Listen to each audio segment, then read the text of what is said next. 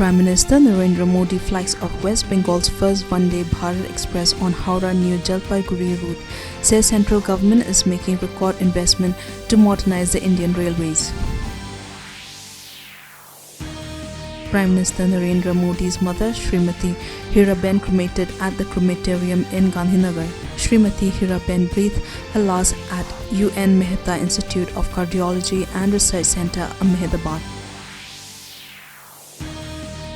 Brazilian football legend Pelé, who won a record 3 World Cups, has passed away at the age of 82.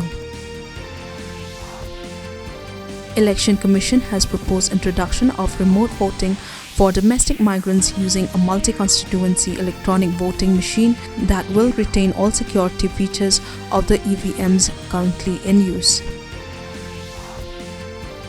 Meghalaya pays floral tribute to Jaintia freedom fighter Ukyang Nongba, who led an uprising against the British on his 160th death anniversary.